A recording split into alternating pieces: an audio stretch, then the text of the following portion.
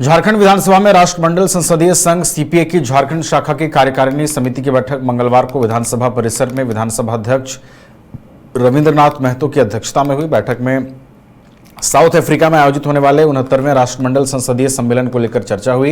इस दौरान सत्ता पक्ष और विपक्ष के सभी सदस्यों ने एक स्वर में कहा कि झारखंड राष्ट्रमंडल का सदस्य होने के नाते वैश्विक मंच पर अपनी भागीदारी सुनिश्चित करेगा। बैठक में विधानसभा अध्यक्ष के अलावा संसदीय कार्य मंत्री राधाकृष्ण किशोर, वरिष्ठ सदस्य सीपी सिंह, सांसद सीपी चौधरी,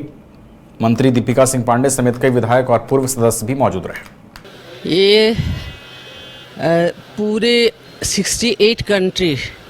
इस संसदीय बोर्ड में रहते हैं और कहीं ना कहीं ये जो है सीपीए की बैठक, इसमें अहम मुद्दे लिए जाते हैं, जिसमें कि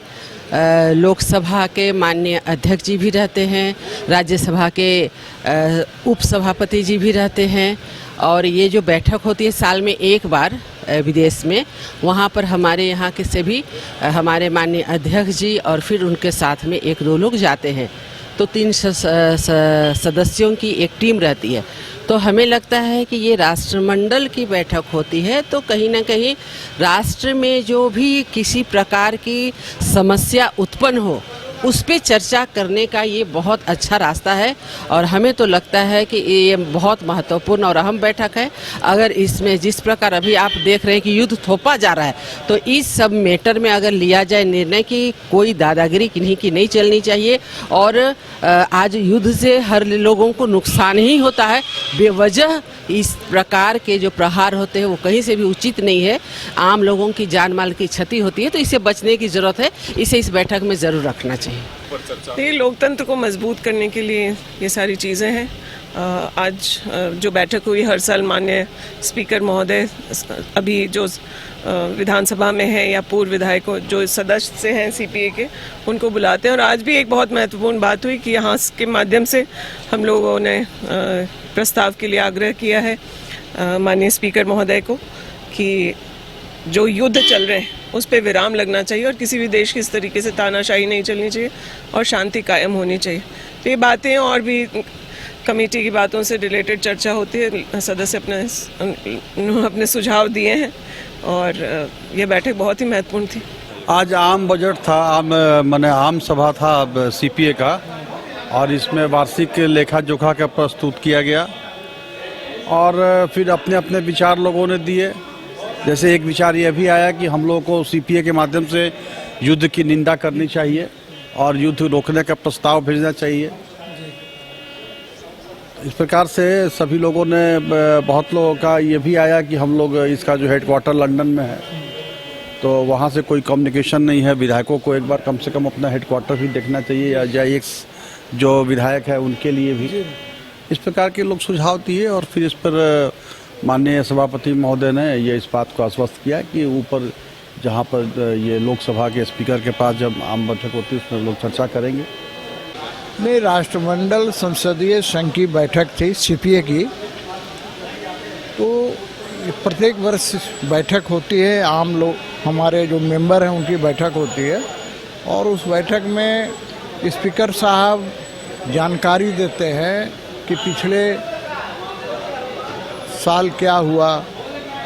पिछले साल कनाडा में या कहीं भी जो सीपीए की बैठक हुई, घाना में हुई थी, तो वहाँ के बारे में जानकारी देते हैं और कितने पूरे देश के अंदर मेंबर हैं। 33 मेंबर है भारत के अंदर सीपीए का, तो हर स्टेट उसका मेंबर होता है। अब इस बार केप टाउन, साउथ अफ्रीका के केप टाउन में संसदीय संघ की बैठक होने जा रही है, तो यही जानकारी दी जाती है माननीय सदस्य। मेरा सजेशन था कि पूर्व विधायक लोगों को भी इन समितियों में समायोजन किया जाए और जो भी टूर होता है देश और दुनिया का उसमें उनको भी मौका दिया जाए और जो भी सरकारी समारोह, चाहे माने राष्ट्रीय जैसे गणतंत्र दिवस हो, स्वतंत्रता दिवस हो या महात्मा गांधी जी का जन्मदिन हो या जो भी माननीय विधायक, सांसद या मंत्री लोग उद्घाटन शिलान्यास वगैरह करेंगे, उसमें पूर्व विधायकों को भी आमंत्रित किया जाए। अगर आमंत्रित करने में इन लोगों को सम्मिलित माने सरकार को शर्म आती है तो कम से कम सूचना देने का तो कष्ट करें। देखिए, ये सीपीए जो है, हम लोग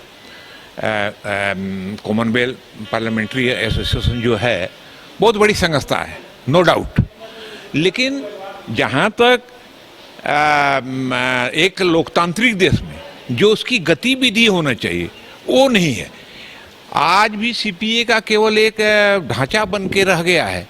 जहाँ हम लोग बात तो जरूर करते हैं लेकिन उसका हमारे जनता पर उसका कोई प्रभाव नहीं हुआ, प्रभाव नहीं पड़ता है। और ठीक है, प्रजातांत्रिक सम्मेलन लोग जैसे अलग अलग देशों में जाते हैं, सारे दुनिया के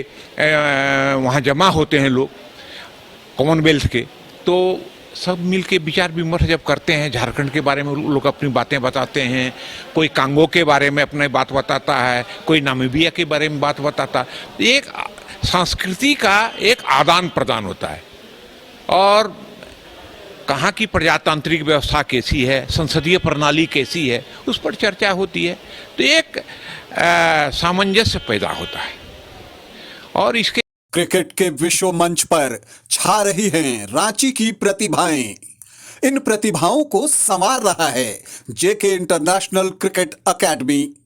अनुभवी कोच की देखरेख, सुविधाओं से लैस जेके क्रिकेट एकेडमी अनुशासन और आत्मविश्वास का विश्वास भरा सफर। आगे हमको नहीं